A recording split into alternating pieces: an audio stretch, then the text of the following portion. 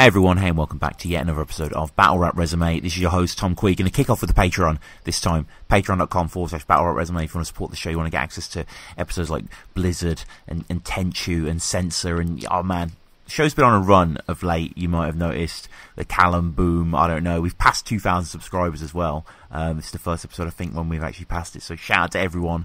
Going to be loads of celebratory videos coming up. It's kind of crept up on me a little bit, but we've got lots of cool content coming up. So yeah, shout out to everyone for supporting the show. At Battle Resume on the Twitter, battleresume@gmail.com.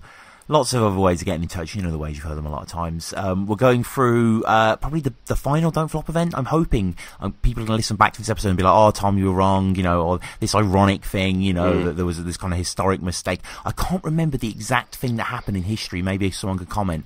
There's a parody of it on The Simpsons where there was this famous American, this is true, this American sort of presidential election, and they announced the wrong person on the front page, and it was kind of this, you know, and I want this to be our moment of that in this garbled way. I want people to go back and be like, oh, you kidding, there's Revival 20 now, bruv, like, what are you talking about? Like, Shox is back from the dead, like, you know, it's gonna be crazy, but it seems to have stalled at 9. And I obviously have to go into this event. I didn't go to it myself. I have to kind of, you know, have this this recap. You know, I know a lot of people want to know, but this has got a lot of historical impact. And there's no one better, you know, than my man Makar. How's it going? Hey, bro. Yeah, all good, all good. I think the only person better, really, than me you'd struggle to get on the show would be the great man Briggsy himself. Wow. I'd have to fall on my own sword, and I'm not willing to do that. So it was Mr. Revival 1 to 9. Yeah. No, Makar. I think you versus Ellis Dean is just as important of anything Briggsy's done. So I think that is a fair comparison. But you know, seriously, Makar, good to have you on the show, man. I mean, not only, you know, famed battler, but very, you know, you helped me out so much at April Fool's. Some dope camera work, dope editing. So grateful.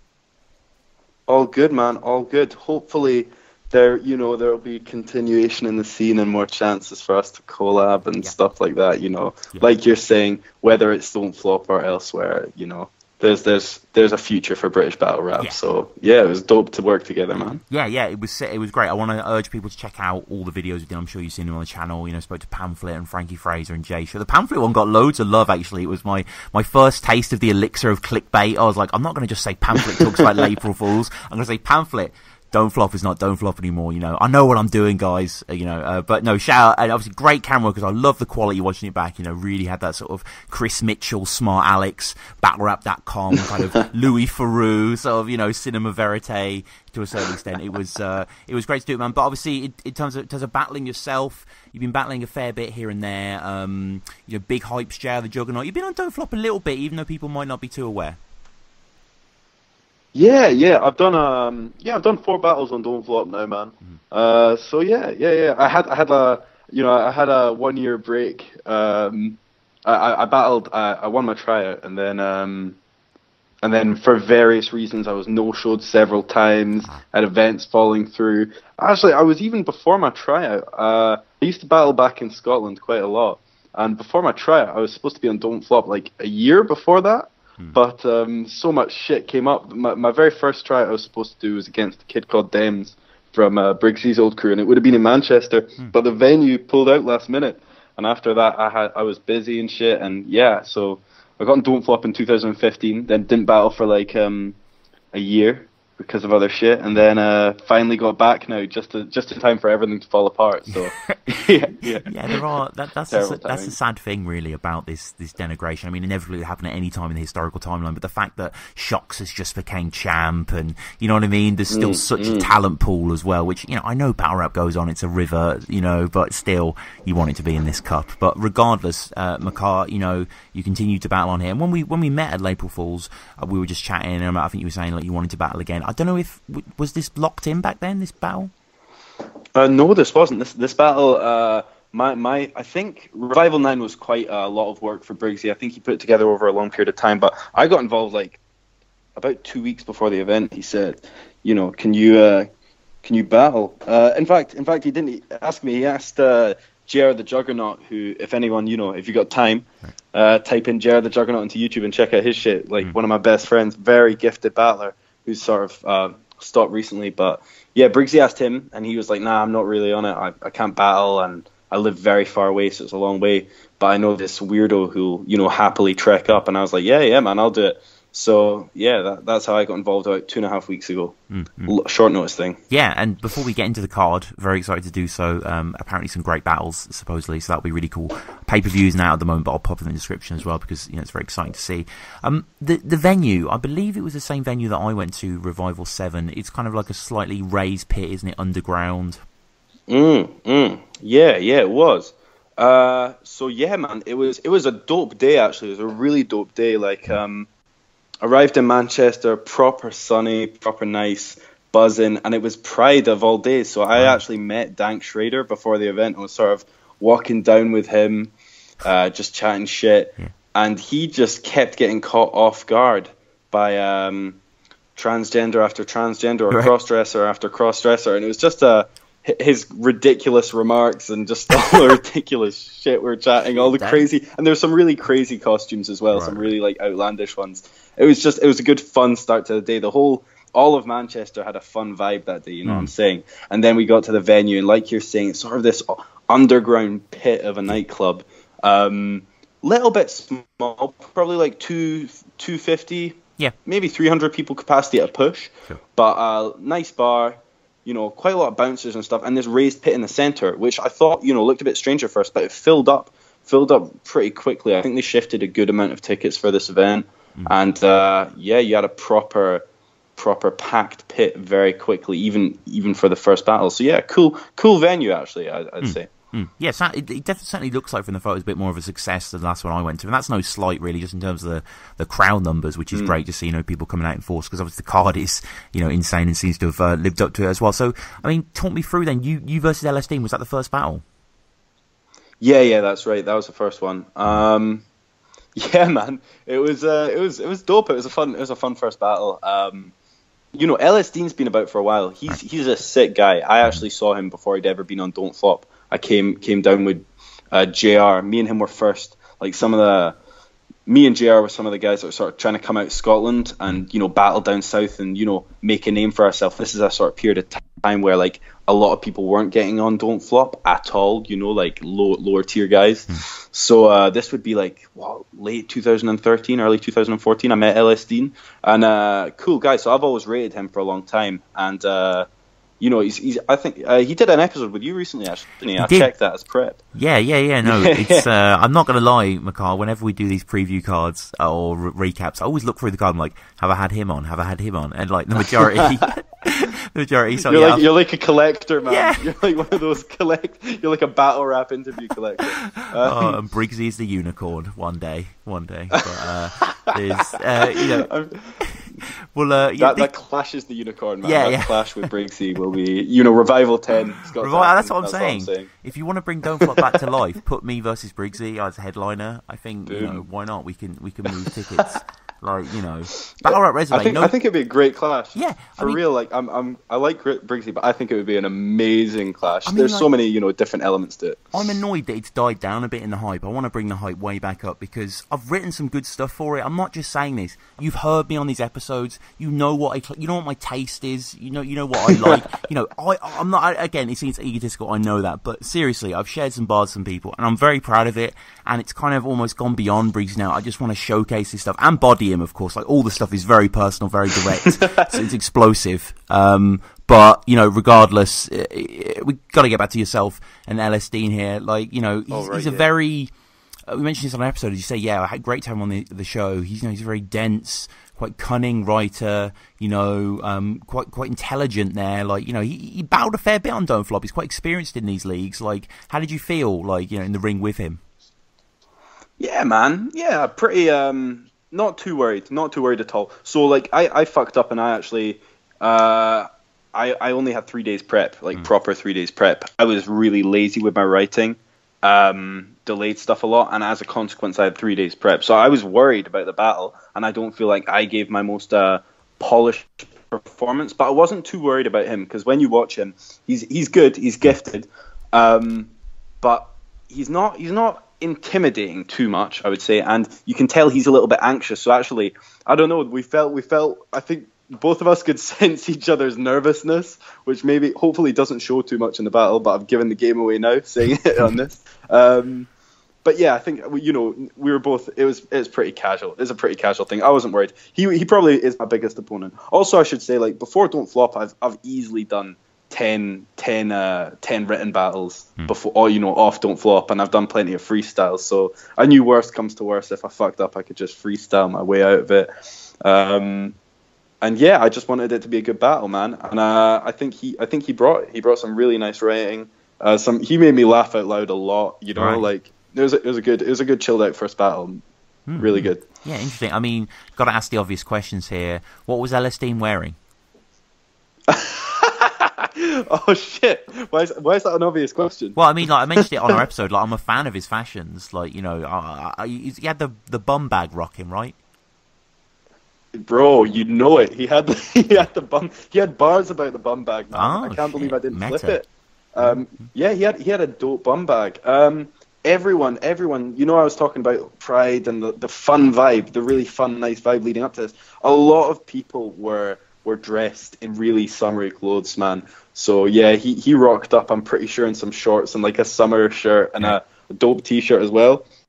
Yeah, man, he had nice threads. Everyone had nice threads. Also, one other thing, throughout this whole event, there's a really funny running set of jokes between Briggsy and Danny Jack co-hosting, just ripping each other. Right. And like every single battle in the intro, that one of them would say something about the other. And one of the things was, Danny Jack looks like he's dressed to lead a safari into the jungle or something, because he was in summer shirt and shorts and stuff. So yeah, Dean was rocking those threads. So yeah, very excited. Battle sounds great as well, and just with the build up now, just the visual alone has got me salivating. So we get to the next battle, Mr. Take Note versus iKid. Spell this one out for me. Yeah.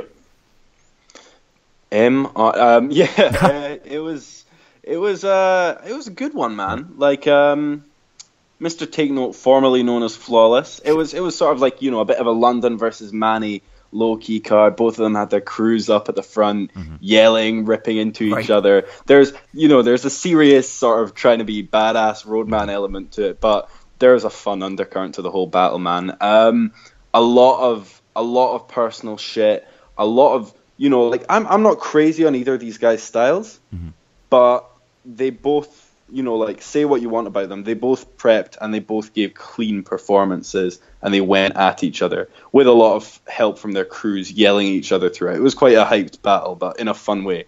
iKid had a lot of that classic wordplay going at him. I think he had a little stumble in the second, but he gave a good performance. And Mr. Take Note, Flawless, he had a big.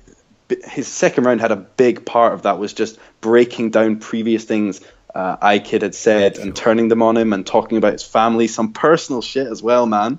Wow. He took a whole struggle scheme iKid did and tried to turn it on its head, which actually I thought was quite creative. So yeah, I got to give him ratings for that. It was a good battle. Oh, interesting. And I had a guy, Niall, who's a great friend of the show, as I always say, Patreon donator, all that good stuff. He said that in both of these battles, Battle Rap Resume was mentioned. Oh shit, yeah, man, I dissed you. No, I'm kidding.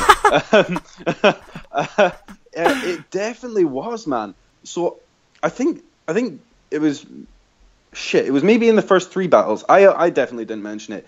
Dean, I think Dean did have a bar. Right. Dean had a lot of funny shit, man.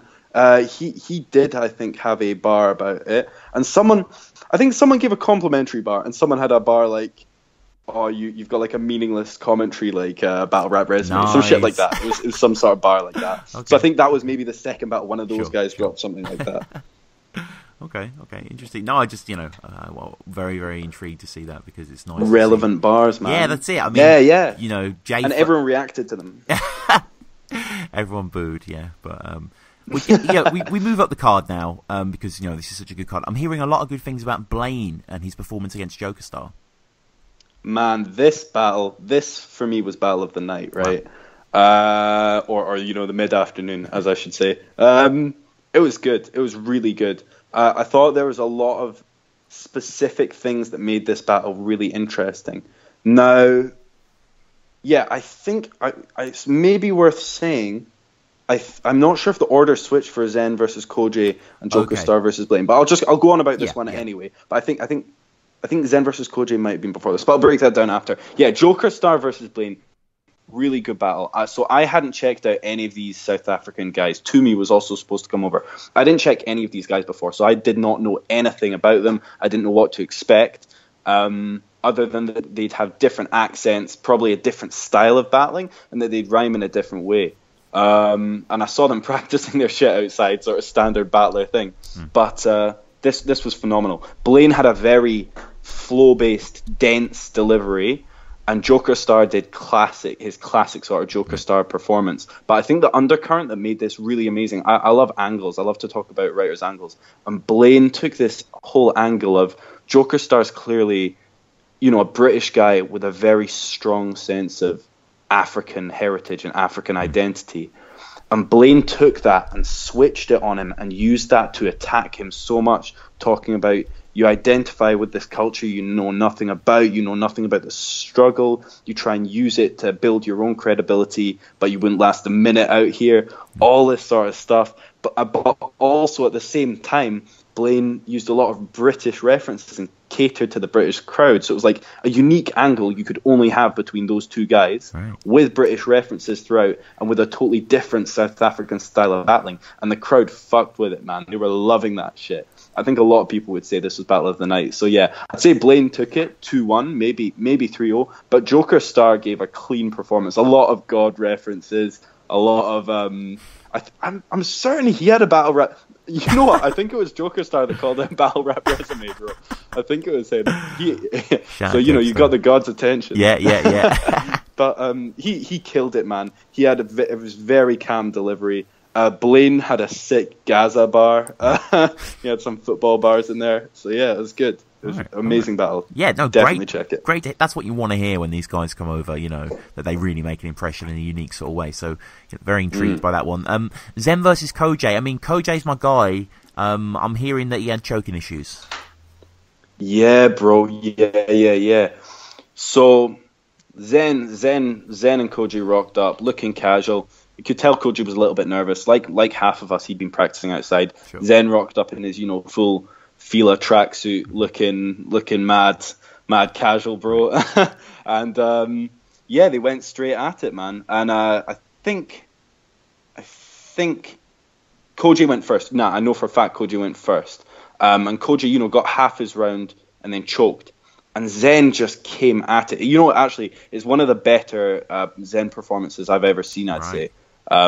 He came at him with some heavy angles, some American stuff. He did a whole round on Koji's teeth and how Koji was still pretending to be American, but his teeth weren't because his teeth were so terrible. Like, just all this sort of ridiculous angle, but really well exhibited. Continual punches, but just laying into Koji for his American identity in his teeth. Koji basically choked all of his second. He choked about half of his first. And then he came out with some nice flips in the third. He had some relevant bars. He talked about He said something like, I'm going to, your attitude's fucked up your whole team, like with Don't Flop or something like that to Zen. That was the first Don't Flop situation bar of the day, and that got a big reaction. And he had a nice Sun You bar as well. He had some nice freestyle bars, man. But Zen took it 3-0 pretty decisively. Right. Okay. Well, I mean, regardless, there's going to be a few name flips in there, Koji, for me to enjoy. But no, great to hear that Zen delivered, because it's been a while since Zen has been in the ring, and obviously the guy oozes with talent. I always really like his performance with Chris Lees against Soul and Definition. It's like a sort of 4th birthday demo battle. Pretty interesting battle. Good battle. Soul's very good in that one as well. But OShea versus Zayn, unfortunately, that didn't happen. Yeah, sadly. I don't really know too much about the backstory to that, but yeah, no, neither of those guys were even there at all, so is what it is. The man Bobby Rex versus Jenna Grimes. Yeah, man, this is another really interesting matchup. I missed the start of this because I left the venue to get a delicious falafel wrap. So I sort of showed up stuffing my face with food as I saw Bobby Rex going in on Jenna Grimes. Their styles were really well matched. So Jin I had spoken to a little bit before the battle. As always, I'd spoken to Bobby Rex. They're both guys. They're really charismatic, nice, friendly, down to earth people when you see them. But you can also tell they've both got that fucking crazy side to them. And Jenna Grimes, being from South Africa, and some of the stuff he talked about in his bars, that guy's got some fucking crazy stories. I can tell. He had a very intense presence in the battle. So yeah, basically Bobby did a whole lot of relevant recent bars. He talked about Don't Flop. He talked a lot about having low prep and prepping in only 2 days. Make of that what you will. Right. He dropped bars to try and evidence that. It was a very clean performance for if he did it in 2 days. And he went in. He clowned Jinai, but also owned him in the first, I would say. Jinai came back hard, though, man. He came back with a similar thing to the Blaine Joker Star dynamic of an African, but with European ancestry, coming back to meet his ancestors or something like that. That whole sort of narrative, a lot of very dense wordplay, very consistent flows, but aggressive delivery. He was very funny, man. He had some crazy bars. He had a huge scheme that perfectly multied, all about how while he'd been gone from his homeland of Britain or Europe, they'd been raping and pillaging all over the world, all this crazy stuff. I was like, damn, I don't even know if I can rock with this colonialist stuff, but it sounds so good. Damn. I think it was ironic, but yeah, he was giving punches out. Bobby Rex, interestingly, did a lot of freestyle this battle, right, seamlessly, but he flipped a lot of bars on Jenna Grimes, which was fun to see. And another interesting thing to note over my shoulder whenever I look back, throughout Bobby Rex's bars, I always saw the bouncers laughing their heads off. Right. The bouncers who were standing at the doors of the venue. People that had no understanding of battle rap really enjoyed his stuff as well. So you can sort of tell how he can translate to a wider demographic, because the bouncers were loving it. Yeah. Well, dope battle. Yeah, another one, it sounds like. Another really enjoyable clash. And we get to the top of the card.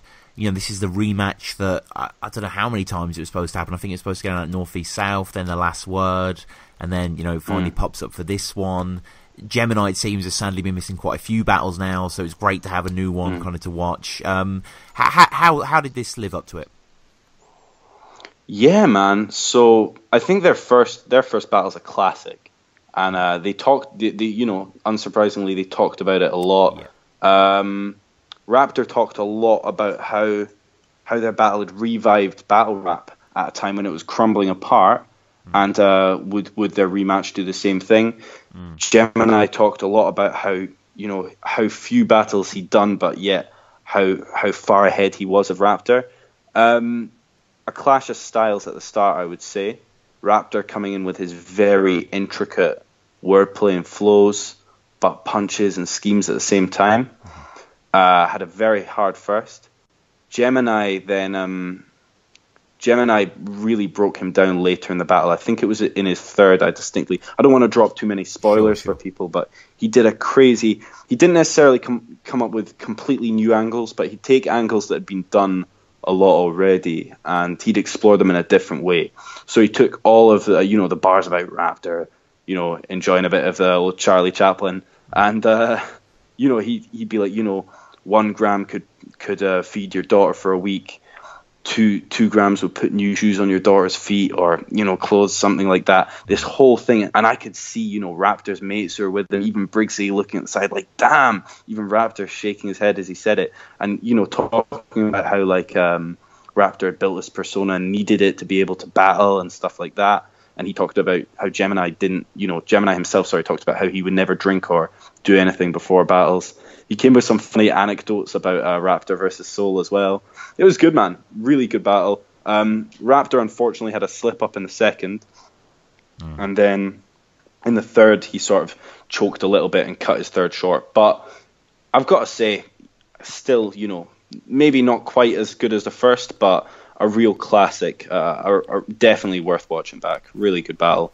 I would probably give it to Gemini personally, but some people might debate it. But yeah, I'd say fairly clear win to Gemini, but hard performances from both. Good back and forth. Really good battle.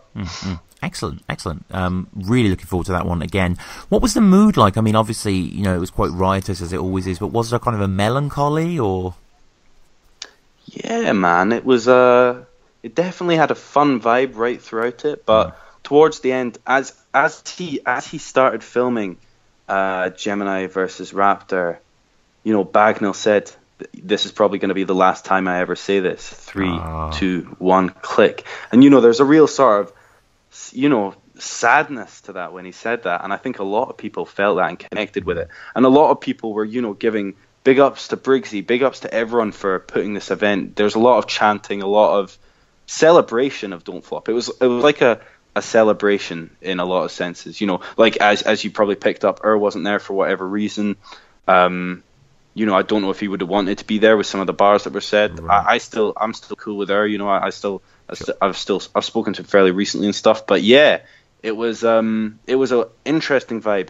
Kruger was there, and I don't think he was filming much, but he was just, you know, chilling out, enjoying himself, watching all the battles, having a good time. Bagnall was doing his, you know, potentially his last ever filming of battle rap. Now he's moving on to other stuff, so there was a sadness to it, but it was like the whole event was like a celebration of what these guys had built and their part in what had been built, and I think that definitely shows through in the fun atmosphere for the whole thing, and hopefully everyone that watches it back in the future will see that.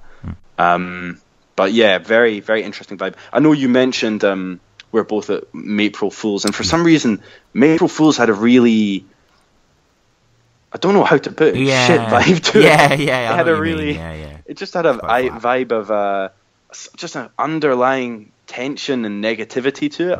I don't want to sound too vibey or that, but you know, it had a weird vibe, that event. It had an air of finality, whereas this didn't have that air of finality. It had, even despite being, you know, a final event by definition, it was had an air of celebration and an air of fun to it. So yeah, hopefully that positivity will show through. Yeah, no, I completely agree. I mean, for those listening again in the future, Don't Flop's at a standstill, it seems, at the moment, with no direction anywhere, and it's quite alarming, but we have to treasure the fact that the events are still brilliant, like you say, and everyone should buy the pay-per-view, I think, for this one, especially as a thank you really to the company for what they have delivered whenever it comes out. So check out the description. I know I will. I'm really looking forward to it. I hope your battle with Ellis Dean, I hope they do the full card in there, because sometimes they get quite select, but you know.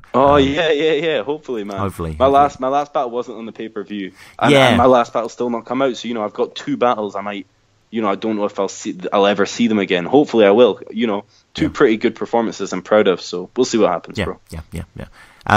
But Makar, it's been great to have you on, man, and great to go through the card as well, bro. Hey, no probs. Pleasure to get involved. Big ups, man. Yeah, no, thank you as well. I guess, you know, anywhere to find you, social media, you know, your battles, do you music or? Yeah, man. I'm gonna have a bunch of music coming out later this summer in August. Me and JR are working on a little EP together, so there's gonna be 5 tracks coming out, released starting August onwards. That'll be on YouTube.